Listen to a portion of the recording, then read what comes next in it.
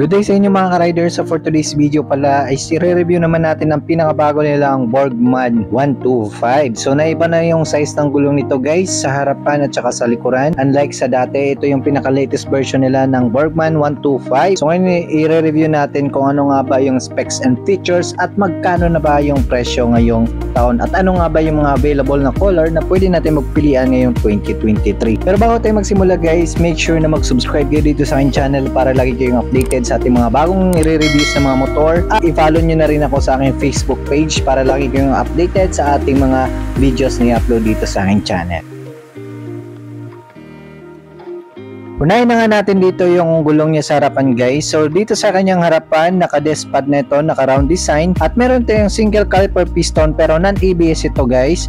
At may sukat naman ng gulong niya dito sa harapan guys na 90 by 12. So yun ang harapan niya guys. At naka-telescopic fork pa itong motor na ito. At meron din tayo ditong reflector. Ayan, round design. At pagdating naman din dito sa kanyang headlight naman tayo guys. So napaka-solid pa rin ng kanyang headlight, malaki. Dahil full LED pa rin ito guys, pati yung kanyang daytime running light dyan sa gilid. So napakaganda dahil full LED na ito, maliban na lang sa kanyang turn signal light dito sa gilid na naka-bulb type pa rin. Pero kahit ganun pa man, napakaganda ng features yan kasi built-in yan guys, iwas sagi yan guys. So napakagandang features na merong ganyan na naka-built-in siya, unlike sa iba na nakalabas ang kanyang signal light. Punta naman tayo guys sa kanyang likuran at medyo masikip dito. Pero guys, naka-LED na rin yung kanyang tail light. Maliban na lang sa kanyang turn signal light yan sa likod, naka-bulb type pa rin, parehas sila sa front at sa likod.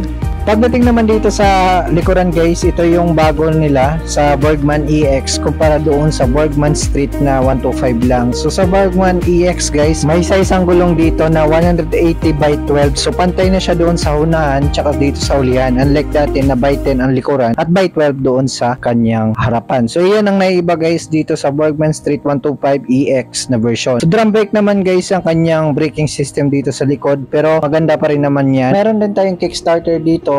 Option yan, kung malubat man tayo, pwede natin gamitin yung ating kickstarter. Punta naman tayo guys sa other features ng motor na ito. Pagdating dito sa harapan niya guys, meron tayong built-in charger. USB na pala ito guys, at maganda na to dahil USB na siya guys. Napagandang meron tayong charger para kung mahilig tayo ng long drive or gagamitin natin siya pang hanap buhay. Napagandang features na meron ganito yung ating motor. At dito naman naka-shutter key pa ito guys, pero ang lalalak naman ito, ganyan pa rin yung kanyang ano. At dito naman sa kabila meron tayong kill switch. Ayan. So dito naman sa kabila naman meron tayong high and low, turn signal light at saka busina lang. So minimal lang yung kanyang switch. Dito ang panel gauge naman ito guys is fully digital, kaya marami ka na makikitang mga information tungkol sa iyong pagmamaneho. Pagdating naman sa kanyang seat guys, napakaganda ng kanyang seat design dahil napaka-comfortable nito guys, lalo na sa long drive, at hindi talaga siguro to masakit dahil malapad na yung kanyang upuan dito. Pagdating naman sa kanyang footboard guys is napakaganda na rin dahil malapad na nga ito, at marami na tayong malalagay dito mga pamalengke o anong mga gamit na pwede nating lagay sa harapan.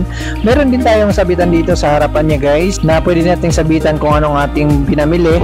At magandang features na meron tayong ganito. May seat storage naman ito guys na 21.5 liters. Kaya maganda na rin na meron tayong ganito at kayang-kaya yung half-race helmet dito sa kanyang seat storage. Pagdating naman sa engine specification ng motor na ito, meron itong 4-stroke, single cylinder, single overhead cam, may bore and stroke na 52.5 by 57.4 mm at meron itong max power na 6.3 kilowatts at 6,500 revolutions per minute at may maximum torque na 10.0 Newton meter at 5,000 revolutions per minute. At ang engine displacement naman nito is 125cc at fuel injected na rin ito. Ang cooling system nito guys is air cooled pa, transmission type CVT automatic. At may fuel tank capacity na 5.5 liters at kayang umabot ang 1 litro mo sa layong 52.6 kilometers per liter. Pero nakadepende pa rin yun sa road condition at bigat ng rider. Pagdating naman sa kanyang looks at design, napakaganda at napaka-premium looks dahil nga tinawag nga itong executive, kaya tinawag itong Burgman EX.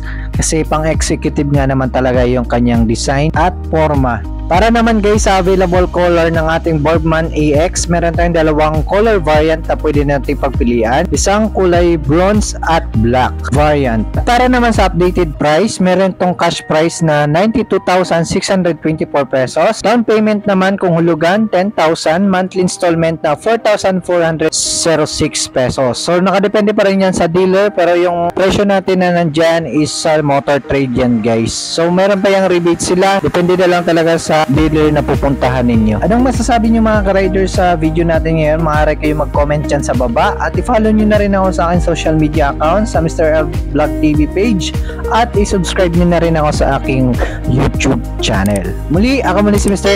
L and thank you for watching. Bye!